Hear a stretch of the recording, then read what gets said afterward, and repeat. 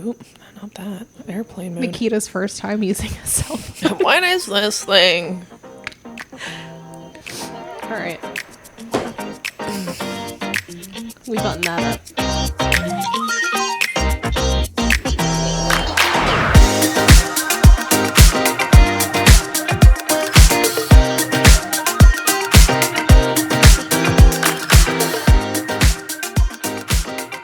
Well, I'm glad that we're doing this. Maybe that will help the gremlin either have an outlet Yes. or just be soothed and comforted. I think that it's going to be a little bit of both because I feel that our gremlin outlet already happened this week because we went to dinner. That was fun. And I just dumped. It was just like all those videos that it's like this and yap.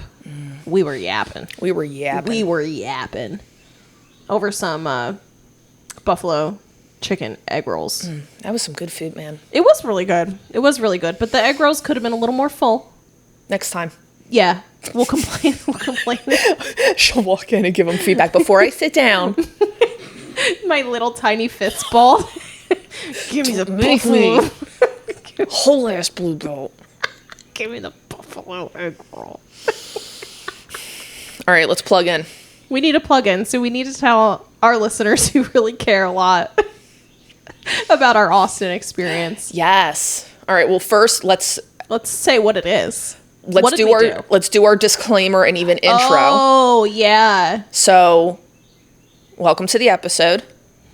Thanks for being here today. Full disclaimer, this is casual conversation. We are two therapists. We are clinically trained, although this conversation in itself is just a relaxed one between friends, basically shooting the shit. Yeah. So if you need therapy or diagnosis, this is not the place for you. I mean, you can ask Dennis, but... Yeah, Dennis is just here for the pets. He's not here for the therapy. And this isn't real therapy anyway, so. He gives some good ones, Yeah, though. he just really liked to scratch Yeah. it. Oh, yeah. Oh, yeah. That's a good spot. Oh, that's a good spot. He's So gonna with steal that, the show. he Yeah, is. so casual conversation between two friends that are obsessed with each other that happen to be therapists. And also happen to do jujitsu. Yeah. Jiu-jitsu. Jiu-jitsu. So yeah, we had the opportunity. We went to Austin, Texas. Can you believe we did it? We did it. It feels like a fever dream, honestly, because we've been talking about it for so long, and the whole time we've been talking about it, we kept saying, I can't believe this is something that we were asked to do. I know. We went and did it. Feels fake. As I was on the couch of this amazing set that we were sitting on, I was like, I cannot believe I'm sitting here and there's this audience of women who have chosen with their free time to be here. To like listen to us talk. So and came with like questions and things for it us. was really It was amazing. It was such a huge compliment. So Alchemize Fightwear is a women's fightwear brand that's based in Philly. Shout out Maya. So Maya is the owner and CEO of Alchemize Fightwear. Her and her work wife, Suli, invited us to go to Austin, Texas for their Warrior Women's Weekender, which was this incredible 3-day retreat where a bunch of jiu-jitsu practitioners, even some non-practitioners, right? It was open to everybody. There were even people there that had never trained. Okay. Yeah. We got it out. We kissed. Yeah. We'll lay down. He might have to kick. Yeah. Lay down. That's a good boy. Good boy. Good boy. He's like, I don't have enough room. Yeah. So some non-jiu-jitsu practitioners, and the really cool thing about Maya's vision for the weekend was that it was really focused on kind of like holistic wellness. So it wasn't just about jiu-jitsu. It was unique. It was about women's mental health, women's experiences, self-defense, how to be more tuned in with yourself. Even just like natural healing, massage therapist, ice It baths. was so cool. All this stuff I never would have thought of, but when I saw it, I was like, this makes perfect sense. So smart. So they had, so it's a 3-day retreat. They have all of these like world-class jiu-jitsu practitioners, which is like also shocking. insane. Which if you're not tuned into like the jiu-jitsu world, basically she managed to get like whatever the Olympic medalists of jiu-jitsu, there was a couple of instructors there. So if you're into jiu-jitsu, basically you're fangirling the whole time and can't even 100%. believe you're standing in the room with them. 100%. But if you're not a part of the very small world that is jiu-jitsu, you would have no idea what's going on. Exactly. Yeah, so it was just such a well-run and orchestrated event. So it really was. Multiple Olympic medalist jiu-jitsu women came, provided instruction, but also she had things like breath work and recovery and a panel, yoga, self-defense. Did I say self-defense? Probably. Somewhere in there we have. But she also had like a massage therapist that was there the whole weekend. Yes. And all you had to do was just sign up for a slot and just get a massage. They had cold plunges, which was really cool. That was really fun to do that, especially because there were so many women that had never done a cold. Like, we're pretty lucky at the Vault. We have one of those. I don't even know what the brand is, but it's like something Forge. They make it pretty easy for us. Anytime you want an ice bath, it's available there. But for a lot of women, they were like, we've never had the opportunity. And even when we have, a lot of women talked about how they didn't feel comfortable taking on such a new experience in their body in front of new people or without anybody there. Yeah, exactly. So it was really cool to do that with other women. It was really cool because, again, it was a lot about women's empowerment, and it was so much about like creating community. And Maya's so good at that. Like her vision for creating community in women's jiu-jitsu is, like, I would argue what has been needed for a long time. And I think that she's a really big reason why I've connected with a lot of women. Heck yeah. How I met Maya was at a women's open mat, and this was before she was doing the tea parties. So she was telling me this must have been like over maybe a year ago or something.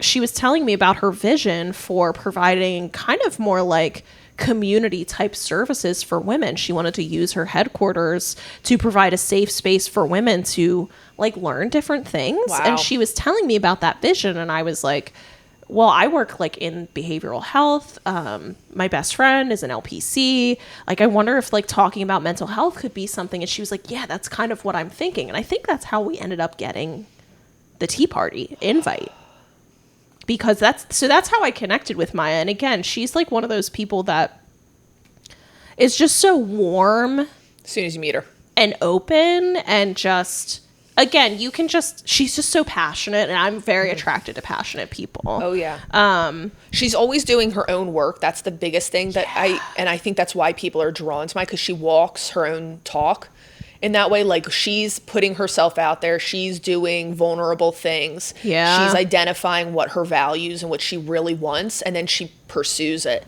And so then you see personally and professionally. Exactly. Yeah. Yeah. So of course, we're all drawn to that. That's us living to our highest self, right? Yeah. So whenever you see somebody at least trying to do that, not even needing to do it perfect, but just trying to, we're always drawn to people doing that. Yeah, well, and I think the other thing too, that is, again, like we're going to keep talking about this gravitational pull of our friendship, was we go to another women's event and Suli and Maya are there. That's how I think I met them both briefly at the Vault, like a quick introduction, hey. But it was at the 10th Planet women's event. Shout out Laura Kent. Right? Shout out to like Laura Kent and women's events just in general, because you're so right that is where so many of our really big BJJ moments have come from. And Laura has been doing this similar work that Maya has been doing, just on a different scale. Totally. But like, I just think about how she's grown the women's program at 10th Planet, Allentown, and I guess, is it Reading? I think so. Yeah, so really cool stuff. And so we got invited to go to this weekender, and we were lucky enough to be invited to be panelists. So they invited us to sit on a panel with a third-degree black belt named Christina Barlon, who Amazing. Is so funny. She lights up a room. Like, she is, I kept observing her, witnessing her, like during the Kendall Roosing seminar. Like, everybody's drawn to Christina, which I love. She just has such like a good energy. I just love her. She's so funny. And she's had her own mental health journey. And so we were lucky enough to share the panel with her. And it was really awesome. I loved hearing her story, especially speaking as a peer, because so many people don't know about that. And even like I get asked that a lot about, okay, if I have a loved one or a partner that has like severe mental illness, or I just want to be able to advocate and do more, getting involved in like kind of peer trainings or your community peer support groups is such a huge thing. Can you tell people what that is? I had never heard of it until she had said it. Yeah. And I was like, oh, this sounds actually, it sounded to me almost like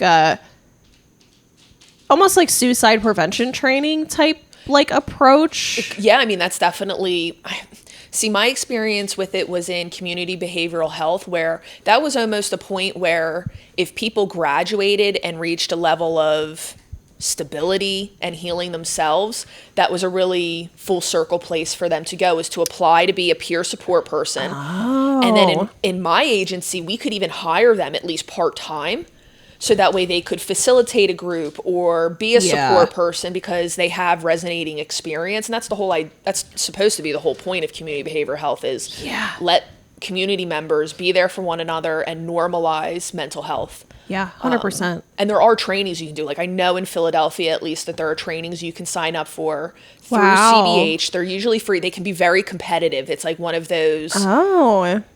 Well, maybe we can find more information about that, and maybe we could like put it in like, I think we should develop a resource list, like a doc that we can put a link to on in our bios, so that way people who want supports or have listened to what we have talked about, if they're interested, they can follow up on it. I think that would be helpful. And I think also too, maybe what could be good is maybe we could consider when we're posting some of these things to kind of maybe on our Spotify, Apple Music, talk about like, these are the topics we talked about today.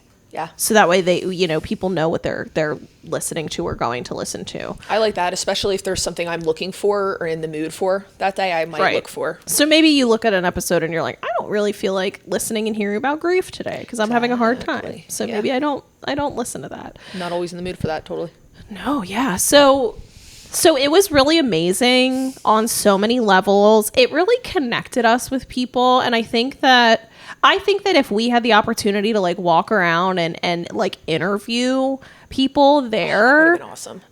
It would have been, and maybe we'll do something like, maybe we'll do like an open-ended question on one of our stories. Like, hey, did you attend this camp and what were your thoughts? Because what resonated with me, what I really felt was just like, this is going to be a little bit of a tangent. Being in predominantly women spaces, I think, is really hard for a lot of reasons. Totally. There's a lot that can come up there history-wise. Right. Like trauma. Right. And just friendships. And like friendships, relationships, they're just hard. Yeah. And we want to connect with women. We know that resonation is there, so we want to have it with one another. Yeah. But there can be a lot of hurt. And so when you're going into a brand new environment like that, all of that comes up a little bit. Triggering. I mean, I even felt a lot of, I felt some of that, not because the environment precipitated it necessarily. It was really more like my own stuff came up. And so what I really got from it was like, I can't believe we've walked into this space with like 150 women and it felt so like open, and I felt very connected, and I felt, it didn't, there wasn't a question of just like, what is somebody's intentions? And like, are you going to talk about me? Which again is like a lot of, I think, criticisms of female relationships. It removed that, I know there's like a saying for that too, like a come sit with me type of a thing. You can sit with us. Yes. Like you're not walking into a cafeteria where everybody already has their table and you're kind of like, oh shit, where am I going to be dejected if I try to sit at a table? It's a vibe of no matter where you sit. And if you sit alone, somebody's going to check in on you and be like, hey, can I sit here with you? Yeah. And I witnessed that time and time again at this weekend, and like especially the cold plunging. I felt super connected to people then because I was like, what was really cool about it was, even if you weren't somebody running the event, I noticed a couple different people that kind of almost took roles to like help out, and it wasn't like somebody gave you the role. It was like these women took it upon themselves. And so I noticed you and I, like with the cold plunges, like we kind of took it upon ourselves to like be there, support the women, talk about them. You know, I met so many women just from the cold plunge, you know, because it was connecting. I had the opportunity to connect with a couple ladies, and it was really nice. And it's so vulnerable, that moment before you step in. I mean, even if you know what it is, you know you're going to go into a very uncomfortable situation. And if you've never done it before, you just know you have no idea what you're going to respond with, but it's going to be a bad response probably. Yeah. And then you're doing it in front of people, most of which you don't know before. Yeah. So to have everybody kind of look around in that moment and be like, anybody want to support me? Yeah. And you're right. So many people were like, I'm going to stand here, like, slow your Let's breath make it down, fun. timing one another, like, you're 30 seconds in already, like, you've got this. Yeah, it was really encouraging. And there was like women that, I think it was yourself included, like just got in with strangers. Oh yeah. Essentially strangers. We ended up sharing the ice baths and like got in with people that you just didn't know, and then had this shared experience. I just thought it was so cool. It was so it really, I think, was such like it epitomized the whole experience that I think she was going for just in that moment. And you know what's so funny is you were saying that feels like so much of the magic of who Sully is, because she brings people, she looks around to the perimeter and she says, who's standing on the outskirts? And then she will specifically ask you, get in. Yeah, she pulls people in. Yeah. And she also has like that mom vibe too, of kind of like Try and say no. Good luck. That's exactly what I was gonna say. Like, if Sully told me to do something, I'd be like, "Okay, mom, I'd straighten up real quick." Yeah, that's 100% what it is, because, like, yeah, she just has that air about her. Yeah, and I think that's why her and Maya are such a great team. And it was such a compliment. And it's another example of how our friendship brought an opportunity, because I can't remember if it was Sully or Maya or both that said that, was like, the reason they were drawn to us is because of our friendship. Yes. Because they see that too. Like, they have that friendship with each other. And that's what I think we said when we met one another. We were kind of looking at one and we were like, wow, kind of mirror image happening here. And then we didn't even know at the time that we were going to go into business together. I mean, we knew we were in the same fields in different ways, but we hadn't talked yet about how to like integrate full wellness. No. And so, yeah, so it was amazing for a lot of reasons. It was also really fun on a friendship level because this was our first trip together. Yes. And so we went down early and we were there for a couple days before the event. Fun.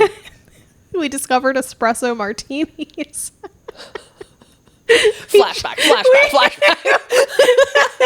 We drank so many espresso martinis. So many espresso martinis were had. Oh my God. It's so funny. I've told people about that. They were like, this is what? You just discovered this? And I'm just like, yeah, I don't know. I'm sorry. Like, it's just our timeline. It is kind of stupid though, because of how much we love coffee. I feel like it's probably an older generation drink. It's totally like, oh, like, I'm going out in my 30s and I'm drinking, right? Because, like, it was so funny. Alexis in the group chat yesterday, she was going to a happy hour, and she was going to the happy hour with those, like, under eye patches on, and she, like, had a coffee beforehand, and she was like, this is going to a happy hour in your 30s. And I was like, yes, it is. I need the caffeine under eye patches, and I need the caffeine in my body in order to be able to do this thing. It keeps us going. Yeah, so it was super fun. We had so many fun moments. We ate like a lot of hot dogs in bed. Those were leave it to us. Like, you would think it would be like we're riding a bull right now, or we're eating brisket, we're eating ribs, you know what I mean? Monster truck show, and just I don't know what people think of when they think of Austin, but I think That's like what I think of. Cowboy boots, riding a bull, and it was a little bit more like we drink 2 to 4 espresso martinis. We're in bed by 10 p.m. and then we're eating a hot dog in bed. Yeah. And taking Benadryl. Your new travel hack. Travel hack. Bring Benadryl if you can't sleep. Just put you right out. Crazy. The things that we have to do for our insomnia. AKA my biggest fear. Yeah, that's never been a problem for me. Oh, that's been my... I know you and Tom are insomnia girlies. Have you always had insomnia? Same. He's shaking all my his life head, yes. I've had insomnia. Yes. He acts like a crazy person, though, when he finally gets a good night's sleep. Oh, yeah, because it's like our brains have actually downloaded the things that needs to get out of there. And He got slate, let's fill it. Yeah, he got 6 hours of sleep the other day and sent me like the most unhinged audio message at like right in the morning. So much so that I screen recorded it and I put it in the girls group chat because I was like, this is what untreated ADHD looks like. Just a run on of thoughts. He was like singing this song. Anyway, so Austin rocked. Austin was for amazing. for so many reasons. And it still is like a trickle down effect because I feel like every couple of days I hear from another woman that I met briefly, but we didn't quite get to connect or share like our social medias, and then we're rehashing on it. But then I'm also like seeing, I'm like, oh my gosh, look at your kids, like that's your family. I know, literally. Yeah, I like have met so many awesome ladies, and it was also really cool because again there was so many personalities in one space, and it was so like it was just fun, it was connecting, it was emotional, and so I just wanted to also like, you know, I don't know how many of those ladies would listen to this, but thank you for asking questions and like being vulnerable and coming up to us afterwards, because it was really important. It was, other than my obsession with our time together, which was just so much. We got into so many fun adventures. Oh my gosh. Literally just talking to the women, like especially that little picnic part where we just went outside and everybody just one at a time. That was my favorite part of the trip. Yeah, and I sat, and I think her name was Megan. I think she followed me on Instagram, was like a school teacher. She used to teach, she used to do like behavior work, or she worked as an ABA therapist. And like, I was like, oh my God, like, I can't believe you're here. And we met so many ladies from Philly. A lot of people traveled from all over the place. And also, can you imagine? I met specifically, I think one girl, her name is Tiana. She came by herself. That's brave. I never would have had the guts to do that. Right. And what a great space to do it in, right? Like imagine doing that and then you go to a space and you're just like, this is not what I thought it was. Yeah. No, and you get rewards because she also got selected by Kendall to be a drill partner. Yeah, later on. Oh yeah, because she was like geeking out, and I was like, right, like that's what you get for putting yourself out there. Like, look at you, you get to. And they were a good match because Tiana's tall. Yeah, Tiana's her size. Yeah, I would have been screaming, crying, throwing up. I was hoping that it was going to happen for you, but I also kind of felt you being like, don't pick me. Don't please. Because if I touch you, I'm going to freak out. Don't even make eye contact with me. Just like let me sit in the corner and just know that you're existing and be like, I'm going to do that move too. That looks really cool. Yeah, I really love you. I love you so much and I'm obsessed with you and I hope we're best friends. That's what like Nikita's internal monologue is in those moments. Roll that good. I just want to be that badass. I don't know if anybody will ever be that good because she's been training like judo and wrestling since she was like that's the thing. Baby. It's so impressive. Not to say it's not possible. Well, it's one of those things like you know you're not going to be, but if there's anybody to go after, like that's the one. And it's so funny because that's the first person, my first week of jiu-jitsu, that I was told like, oh, you have a similar style as person. You should look them up. So true. And then these years, well, I guess all these years, I'm talking like 2 years, but. I think 2 years in jiu-jitsu is like a lifetime in a lot of other capacities. It feels like, you know, because what does it say? Average of 10 years to get your black belt, right? So it's like how many people are doing a hobby and they do it for like 10 years to achieve, you know, a certain level of skill. I think that's how long they say it takes you to become an expert. Yeah, like a master, right? They say like 10,000 hours or something, so 10 years or whatever. 10,000 hours is a 40-hour work week for 10 years. Shit. Fucking Tom with the math. He's always trying to bring math in this house, and I'm sick of it. You and your control factors and your numbers, stability. Yeah, I don't need math. Get that out of here. No, just but that's actually with my anxiety. No, but but when you put it in those terms, it's what did you say? 40 hours a week for 10 years. That's crazy. It is. Right, that's crazy. That also puts do that in your head? No, you okay. Yeah. We're going to say that he did that in his head because it's more impressive. Wow. Yeah, so Austin rocked. There's so much I could keep saying about it. I know, it was really fun. We had a lot of, and the other thing that I thought was also like shocking but not shocking was that we've never traveled before together. Yeah, it was like 5 days of just constantly being together. Uninterrupted. Just your face and my face, just... Yeah, our toes These touching. were our faces. Just for 5 days. You know those competitions? Do you guys remember those competitions where they would make people, like, kiss? And they would just be like this. 24 hours? And it would be, for, like, an amount of money. Yeah, we didn't kiss for 24 hours. We didn't kiss at all, actually. Emotionally, it felt we like emotionally were kissing for 5 days. That's what this was. It's 20 hours a week, never mind. Wow. Okay, so Tom's... You could chop it up. Correction to the numbers will be in the footnotes of today's podcast. See, this is why we don't talk about numbers. You really can't count on them.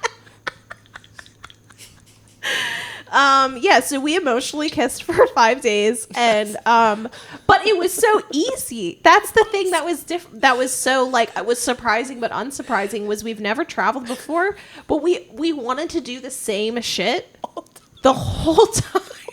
We kept even checking in with one another, like, I'm waiting to be annoyed with you. I know, we were like, are you annoyed yet? Not yet. Not yet, I'll let you know. But it's, give it time. I think we've only had, like, a very slight handful of sister type, like, moments. They always make me laugh, too. And Nikita always laughs because I always get angry and I ball my little fists and it makes her laugh. That's why, like, whenever I threaten Tom, which is often, he's always like, I'm not afraid of you. He says it so straight face. He's like, I'm not afraid of you. He's like, I don't care. You little freaking bully. Oh my God, I know. It's just my inner demons, You're like, you will hear me. It's my Scorpio nature. It's funny. My friend Lauren, who's the BCBA in Delaware I was telling you about, she was listening to the first ep and she was like, you are such a Scorpio, especially with the grudges. And I was like, girl, Girl. I wonder what Libras are supposed to be like with grudges. I don't know anything about the signs in that way. We should learn more because I think it's so fun to talk about. I don't know. Interesting. I don't know if I believe in any of it, but it's super fun to talk about. Yeah. And it's a super fun way to excuse my shitty behavior. There you go. Oh, I'm just Make it Scorpio. cute. Bedazzle it. Oopsie. Oopsie, held a grudge for 10 years. I'm just a Scorpio. Oh, okay. Does another baby want to come on the couch? I don't want another dog on the couch. I think that's going to detract. So on that note, I don't know. We'll probably talk about Austin and all of our experiences. We definitely are going to talk about jiu-jitsu as it continues. But for now, that feels like... It feels like a good Austin recap, but we have spent 32 minutes. And as the dogs were rudely invading our boundaries here, I know that there were questions that we put in the pod Instagram story asking just things that people wanted us to answer on or topics to talk about. So maybe, and I know one was on boundaries, so maybe we'll jump. I feel like that's actually a natural segue because we were just talking about, like, our social friendship. It wasn't even boundaries, right? Like our boundaries were intertwined in Austin. And those 5 days were. And I never cried. Like, we never had a moment where we were like, stop, don't do that. I'm annoyed with you. I'm annoyed with this. We did weird things on the same page. Like, I noticed both of us at the end of every night, we, like, clean ourselves. We clean, like, the room around us. We, like, put things where they're supposed to be. Yeah. We checked in about what we were going to be doing the next day. Like, okay, so, like, what time are we waking up type of a thing. And we just naturally did that. Yeah, without... there was no prompting that happened. Like, it just... And I think you had made a comment that Yuri had said to you about how you vacation, which is, like, you tend to nest. I do. I like that. Which I think is really funny. I think that's the introvert in me. Like, no matter where I go, I kind of like to be in my own. Yeah. And I think for some of that, like, trip, we really needed that. Because that's how, like, I feel regulated. Like, that's how I stay feeling comfortable and I don't feel emotionally exhausted when I'm doing a lot of social things. Like, that's why I love being at home, because I can come home and I can, like, recharge. We hear you, Smelly. Yeah. I wonder how much of the dogs are heard in this. Not a lot. Okay. Nice. Yeah. So I think talking about boundaries, I think we're both really good at boundaries. You think? I think so. I don't think we're not. I don't think it's like we're bad at boundaries, but I think that we are better at boundaries than a lot of people because, and I'm going to use Tom as an example. That I think was one of the first things, or some like when we first started dating. I remember he told me that I was like disciplined, and I also was thinking like, okay, like disciplined, boundaried. I was going to say discipline, I would say to use to describe myself. So I could see where that's definitely. But I feel like they're almost in the same vein because like definitely are. I'm very boundaried about like what I need to do to feel good. Yep. And that was something that he had given me a compliment on. And that was, I had never looked at it as a compliment or like something to do or be good at. It was just something that I've done just to make myself feel good. Right. And I'm saying that in terms of like somebody that's had a couple TBIs and I have some different symptoms that I experience because of that. So I get a lot of migraines. I get overstimulated. I'm noise sensitive. I can't get my heart rate up too much. And alcohol I really don't consume it because of that. So I need to be boundaried for myself. And for others. And it's hard for me to advocate for that boundary. When do you think it's hard? Like me advocating for the boundary because I feel like a lot of people don't understand or people feel like maybe I'm making an excuse of like why I will or won't do something. Like I don't want to sleep over at another person's house because sleep is like such a key indicator for me to feel good the next day. That's interesting because even one of the questions we got asked was about like, what if I have a friend who's asking, essentially it sounded like, and I mean, this might not be 100% true because we didn't get the details of the example, but it sounded like setting a boundary that this person didn't understand. Yeah. And because they didn't understand it, you could almost tell in how they were talking about it that it annoyed them and pissed them off a bit. They were like, what am I supposed to do if I have somebody asking me to respect something or do something, respond, and I don't understand I don't understand it. Yeah. Which is like, and I'd be interested to hear your thoughts on that because I don't feel like you need to understand it to respect it. To a point, right? Yeah. I mean, I suppose it depends on what the boundary is, but I feel like, yeah, I don't know. What are your thoughts on that? My thoughts on it are from a relational point of view. Like if I know something is important to you, that's the most important thing. So like if you tell me that the lights or the noise in an area is too much for you, and my sensations tell me it's a moderate level, it's fine. Yeah. I don't understand why, because I don't have your sensations. I could stick with the fact that I just have different, or I could just focus on, I know it's important to you. Can I support you? Is that something? Yeah, and I think that makes me think of maybe even just like, do you need a certain amount of like selflessness or like sacrifice or not putting yourself first, like to be a good boundaried, helpful friend?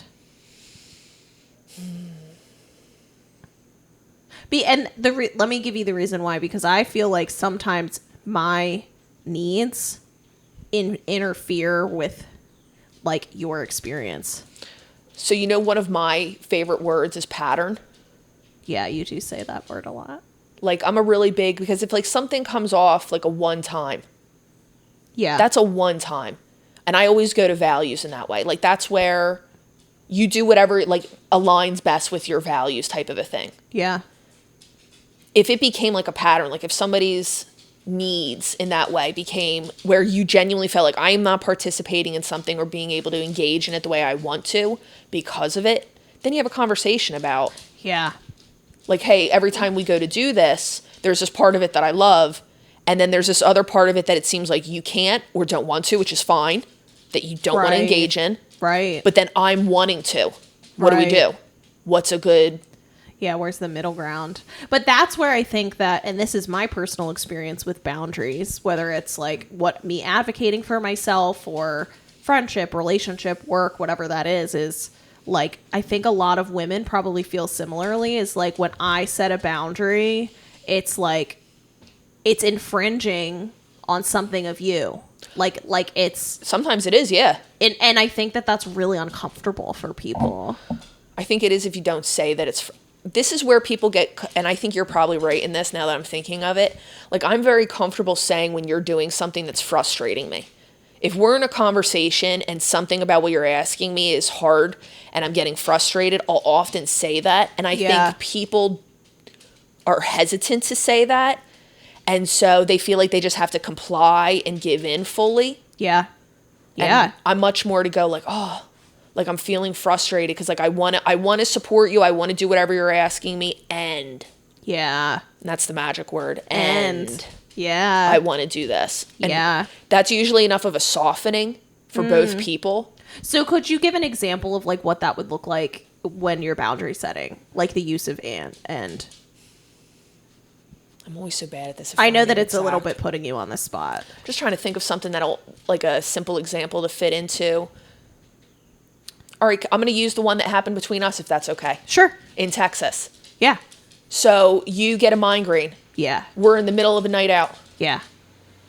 Now, the circumstances are we're in an unfamiliar place. Yeah. That was like our first night in an unfamiliar Airbnb. My core value said, I'm not leaving you alone for a minute in an unfamiliar place. So I'm going back with you. Right.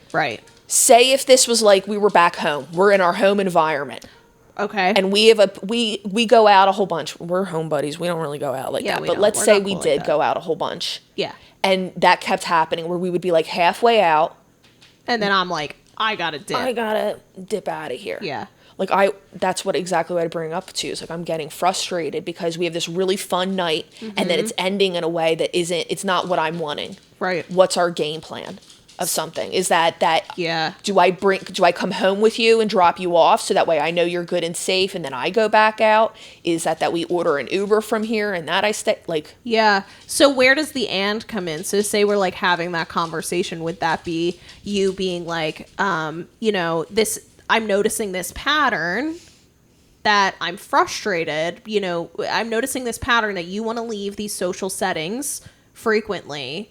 I'm feeling frustrated and I want my needs met too. And I want my needs met too. Yeah. That's because in a relationship, I want to meet your needs. Right. And I still want to be able to do the things I want to do. Right. If it's every once in a while, I don't do the thing I want to do, no problem. Right. If it's a pattern, that's where we start to build resentment. I'm not ever able to do this thing the way I want to because I have to fill your needs. Yeah. And then it's about how do I maybe still do at least partial support of you and still get something that I'm wanting and needing.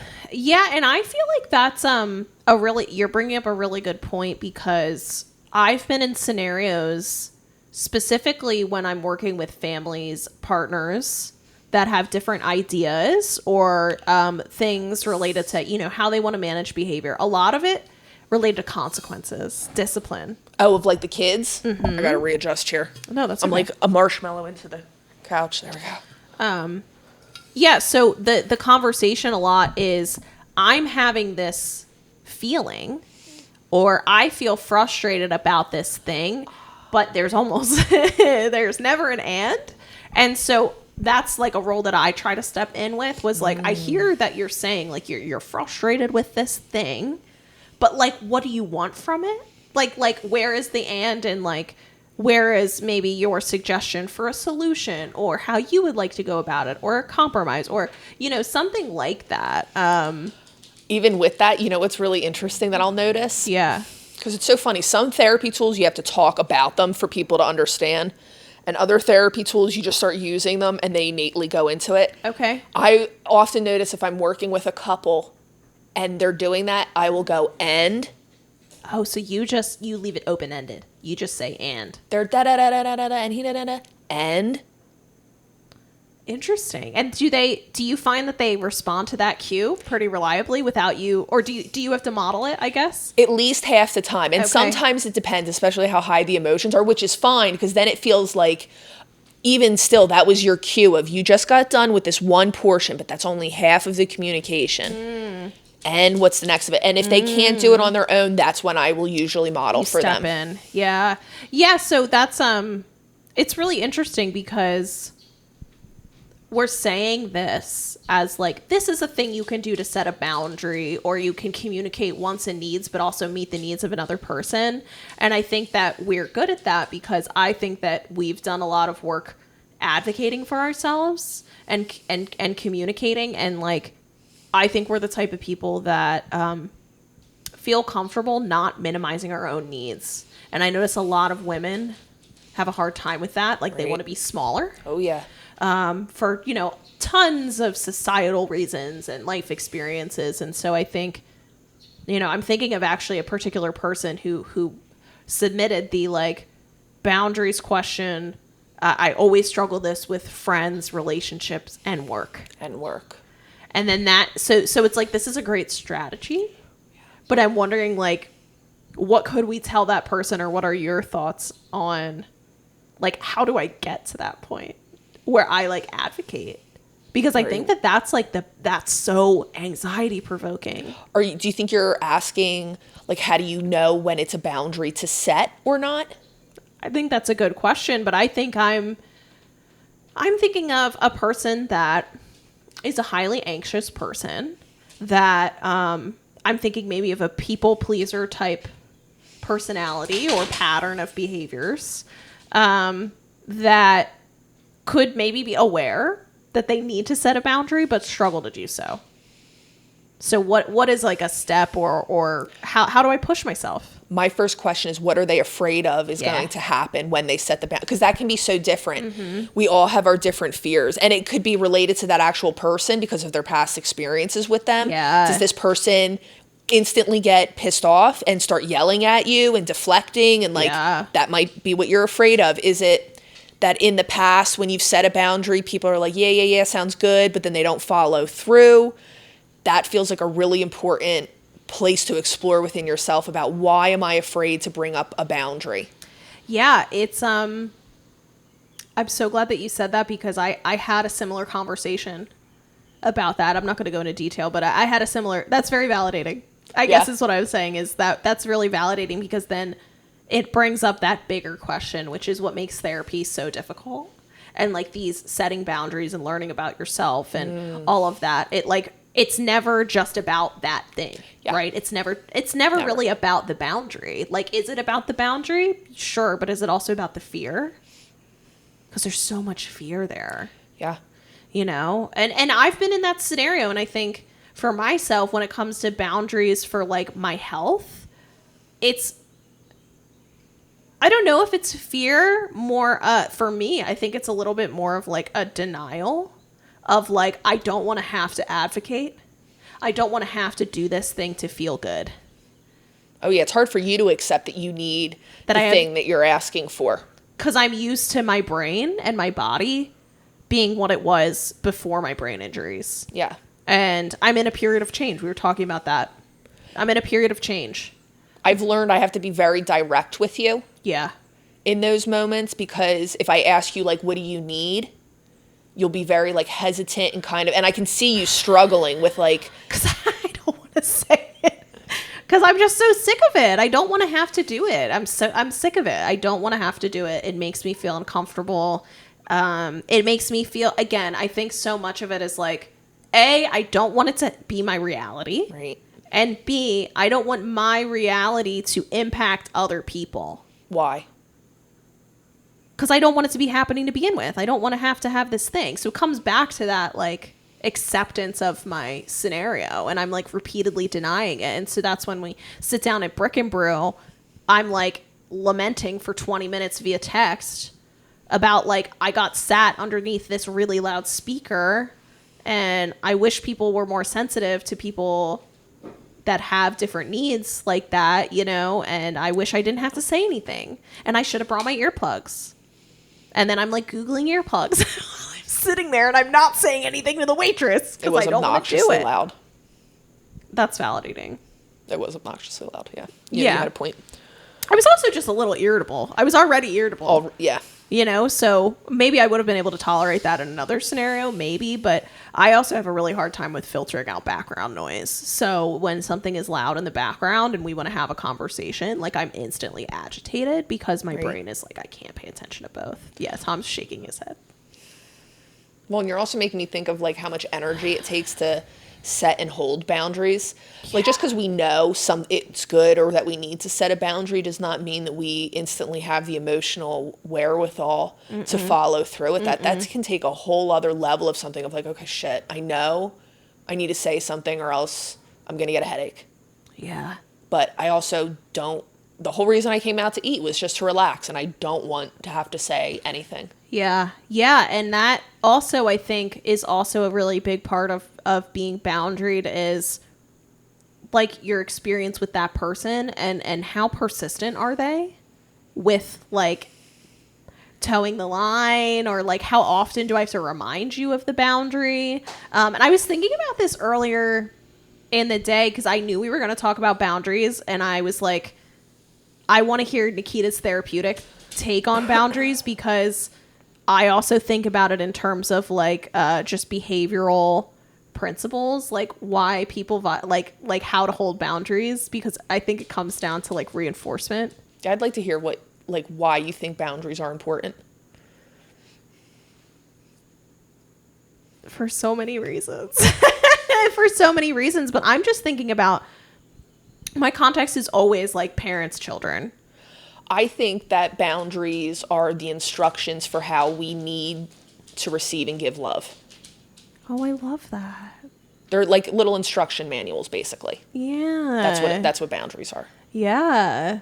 Which is such like a nice empathetic way to describe it, because I would describe boundaries as almost like it's almost a roadmap for like this is how you should or should not interact with a person. Exactly. Like I need to tell you how to behave in some capacities because some of that's just not innate. It's not, we're not mind readers. No. And I think that that's the other thing too, is that when we're talking about like human behavior or skills that are, you know, social relationships, emotional regulation, all these things, like there's so much assumption that like people should just know this stuff. And I don't know where that comes from. I don't know why we think that like people should understand, like people just know how to emotionally regulate. It's literally a skill that has to be taught. Boundaries is a skill. Totally. You have to practice. We're very judgmental with ourselves, and then we're very judgmental with one another. It's a difficult. Yeah. Yeah. Yeah. So I think that boundaries are really hard, and I think that maybe it would be helpful for people to hear like from two people that I think are pretty boundaried in a lot of different ways. That it is a skill. It takes so much practice, and going back. That's the other thing. People never think about or give themselves enough grace to say, oh, I can go back to something. Like if I experienced the situation with somebody and then later in reflection, I'm like, oh, that doesn't feel good, or that's starting to feel like a pattern. You can go back and address that of like, yeah, hey, I'm starting to notice. Boundaries are fluid, right? It's like, I always think when I hear boundaries and fluid, I'm like, oh, it's like consent, right? It can change at any time. It can change on the day. It can change on the day, the time, the scenario, because your needs are different. So I think that's the other thing that it might be hard for people to receive that are on the other side of the boundary setting, which is like confusion or lack of understanding. But like, why is this different now? And sometimes that needs to be the communication. I run into this with couples all the time of like, well, you're changing. And it's like, yes. Like, let's talk about what the change is and what does that feel like? Yeah. Because sometimes you do bump against that. Why are you changing? Especially if I've known you. Yeah. And you've always been some kind of a way. Why are you changing? Yeah. Is it just with me? Are you evolving in some kind of a way? That's usually like what the undertone of that tension and like hesitation that people have about like, why are you changing and setting a new boundary with me? Right, because is it me? Or are you just doing this in general? Yeah. And we get weird when our relationships are not so stable. Yeah, and I think you've helped me with that, like, ebb and flow. And I don't know, did you see Maya's story the other day where she talked about, like, life in terms of, like, a sowing season and a planting season? No, I missed that. It was a really cool reframe. Because I like the sounds of that. You've pointed it out to me. I'm very much, like, I go to good and bad. And I think it's really interesting to think of life in terms, and I think she just kind of described it as like, there are going to be times in life where you are like planting and you are doing work and things are not, it doesn't feel like you're getting things or stuff or feedback, whatever that is. And then there's times where you get it all and it's like abundance. And I thought that was such a good way to talk about like the ebb and flow of relationships and life and different seasons. And I just said that to Tom on like the car ride. I was just like, we're going to have times where we're great at communicating and things are great. And then there's going to be times where maybe it's a little bit harder for us. If you could write this down for me, this is a lot about Gottman's takers and receivers. Teach me. Which he just does a lot of research and he labels it as that, but that's what it sounds like, especially in long-term relationships, that's pointing to, is that there will be times where it will feel like one may be more of a giver or a taker, or that even in relationship dynamics, there might be like a natural tendency between those two personalities where one is more of a giver or a taker. And it's funny, so as you say that, I am instantly thinking a lot of why I struggle with communication and boundaries is because I always feel like I'm a taker. Feeling like I have different needs to advocate for my physical health feels like I need more, and so I'm taking more.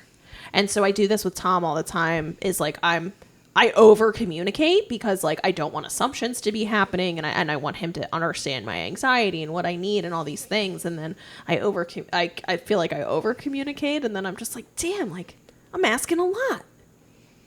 Do you notice what I usually say back to you when you're doing that? Probably something about like you're having an anxious thought or some shit. I usually will try to say to you, it's okay, you don't have to worry about these things, I hear you. Yeah, it calmed me. Because you're right, you are just like worried about like, what is this going to have an outcome that like impacts you? Yeah. And so it's like, it's okay if it does. Yeah. Like, I'm okay if it does. That is such a Susan Hunter thing. Shout out, Mom. Mama Bear. I was thinking about her the other day. Mama Bear always be like, but I don't want you to have a bad time, and I don't want you to have to worry about this. And I get that so much from her. When you spend time with her, Tom, and during the holidays, you're going to see it constantly. So much so that I'm just like, I can do it myself.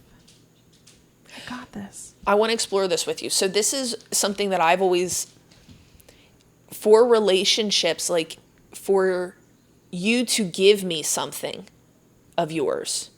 So to do something to help take care of you or Right. meet your needs.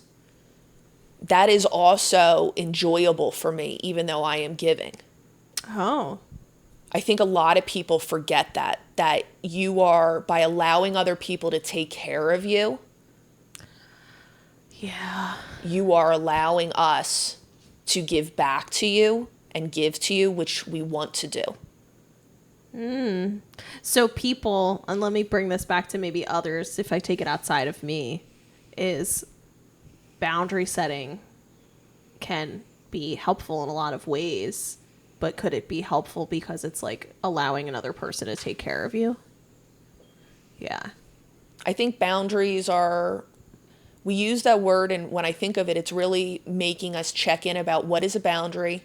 It's about our needs, our things, so that means we're having to be very mindful and self-aware about what that is. Yeah. And if I'm self-aware enough, that means I can communicate it to you. And if I can communicate to you your needs, and I can hold enough space and grace to allow curiosity around yours, I mean, if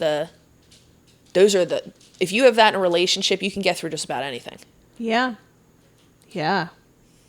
So yeah, boundaries, very important. That's really nice. Thank you for saying that. That was really nice. Yeah, I'm glad you came back around to that, because I wanted you to fully sit with that. Yeah, well, I don't always want to be therapized on the podcast, but here we are. I'm doing a podcast with her. Sneaky. So I really don't have a choice. It comes up organic. I'm growing against my will. But I think we forget that, and that's like a really good place that I want everybody to kind of just hear about, is that you letting other people take care of you is a gift too. Them giving to you, but then them having a place to give. I think we can all think of somebody where like them having a purpose and a place in your life matters. Like moms are, that's why you probably even thought of your mom. Like that gives you, like so much of a mom's purpose is like, let me be here and provide for you. Yeah, so true. And there's aspects of that are in a relationship. Like let me, and there's people we could think of like, let me in. Let me be there for you. Let me hold that space for you and help you. Yeah. And care for you. Yeah, there's a lot more to say about boundaries, but it feels like that definitely touches on. I think some it's a good stopping point because I think people are gonna maybe have some responses to that. Yeah. Oh, I would love that. Yes, please give responses, examples, give responses, or give us some thoughts, questions, things, scenarios that you wish we could kind of talk on. I'd love that. That'd be good. Thanks for being here, guys. All right.